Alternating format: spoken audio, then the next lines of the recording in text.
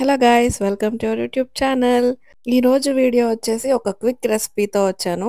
అది ఆల్రెడీ తమ్నైల్లో చూసుంటారు కదా. ఇది ఎగ్ బుర్జీనా పన్నీర్ బుర్జీనా అనుకుంటున్నారు కదా.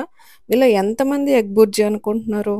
ఎగ్ బుర్జీ అనుకున్న వాళ్ళైతే ఎగ్ బుర్జీలో కాలేసినట్టే. నేను చేసేది పన్నీర్ బుర్జీ, అది కూడా నా స్టైల్లో చేస్తాను. ఇది హెల్దీ రెసిపీయే కాబట్టి ఎవరన్నా ట్రై చేయొచ్చు. లైక్ వెయిట్ లాస్ అవ్వాలనుకునే వాళ్ళు గానీ, బాలింతలకు గానీ. చలో ఇంక లేట్ చేయకుండా రెసిపీ అయితే స్టార్ట్ చేసేద్దాము. ఫస్ట్ అయితే మనం 2 medium size onions, 2 tomatoes and 2 chillies తీసుకుని చాలా చిన్న ముక్కలుగా కట్ చేసుకున్నాను. మీలో ఎంతమందికి కటింగ్ అంటే ఇష్టం? యాక్చువల్‌గా కటింగ్ అనేది ఒక థెరపీ లాంటిదంట. సో, మనకు కొంచెం సూతింగ్‌గా ఉంటుందంట కటింగ్ చేయడం వల్ల. నాకైతే చాలా ఇష్టం. ఎన్ని కట్ చేయమన్నా చేసేస్తాను ఇలాగా.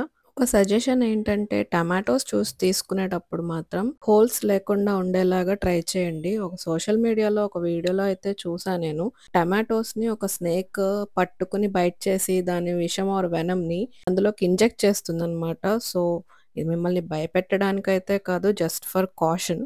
యెస్. కటింగ్ అయిపోయిందండి. ఇప్పుడు స్టవ్ ఆన్ చేసుకొని పాన్ పెట్టుకొని 2 టేబుల్ స్పూన్స్ ఆఫ్ ఆయిల్ వేసుకున్నాక అందులో ఒక టీ స్పూన్ జీలకర్ర, ఒక టీ స్పూన్ ఆవాలు వేసుకొని వేయించుకోవాలి. నేను యూజ్ చేస్తుంది పప్పు నూనండి. మీ అందరికీ తెలుసు నేను బాలింతనని. సో, బాలింతలందరికీ పప్పు నూనె యూజ్ చేస్తారు. ఎందుకంటే నడుముకి బలంగా ఉండాలని. So, okay. వేగిపోయిన తర్వాత కరివేపాకు వేసేసుకున్నాను. కరివేపాకు వేగిన తర్వాత ఉల్లిపాయ, పచ్చిమిరపకాయలు వేసుకొని కాసేపు వేయించుకోవాలి. పప్పు నూనె అనేది ఎవరన్నా యూజ్ చేయొచ్చు. ఓన్లీ బాలింతలకనే కాదు. బట్ అఫోర్డ్ చేయాలనుకునే వాళ్ళు రోజు యూజ్ చేసుకోవచ్చు డైలీ. చాలా మంచిదది.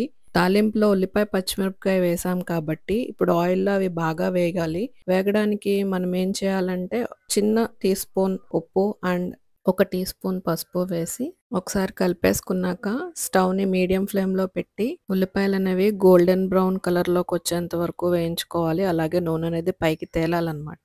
సో, ఇలా నూనె అనేది పైకి తేలిన తర్వాత మనం కట్ చేసిన టమాటో పీసెస్‌నైతే వేసేసుకున్నాము.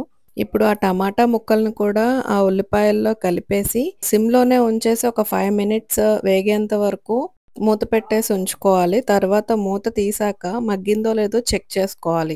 ఎలా చెక్ చేసుకోవాలంటే గరిటెతో కొంచెం అలా అద్దుతూ ఉన్నప్పుడు టమాటా అనేది మెత్తగా మ్యాష్ అయిపోయి ఉండాలనమాట. సో, అలా చెక్ చేసుకొని మగ్గకపోతే మళ్ళీ ఒక 2 మినిట్స్ మూత పెట్టేసి మళ్ళీ చెక్ చేసుకోండి. ఫుల్‌గా మ్యాష్ అయిన తర్వాత నేనైతే ఒక టేబుల్ స్పూన్ సాల్ట్, ఒక టేబుల్ స్పూన్స్ కారం, ఒక టేబుల్ స్పూన్ ధనియా, జీరా పౌడర్ వేసి కలుపుకుంటున్నాను. According to your taste salt and కారం అనేది మీరు డిసైడ్ అయ్యి వేసుకోండి. నేనైతే తక్కువ స్పైసీగా తింటున్నాను.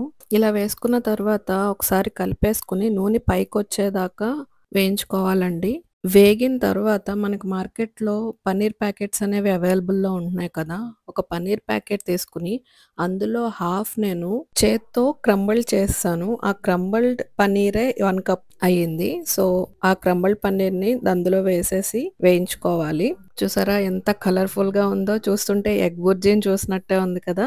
ఇప్పటి వరకు స్టవ్ అనేది మీడియం ఫ్లేమ్‌లో ఉంది కదా. ఇప్పుడు సిమ్‌లో పెట్టేసి జస్ట్ 5 మినిట్స్ అనేది కుక్ చేసుకుంటే మన యమ్మీ యమ్మీ పన్నీర్ బుర్జీ రెడీ అయిపోయింది. దీన్ని చపాతీలోకి, జొన్న రొట్టెల్లోకి, బటర్ నాన్స్, పరాటా దేంట్లో కన్నా తినొచ్చు.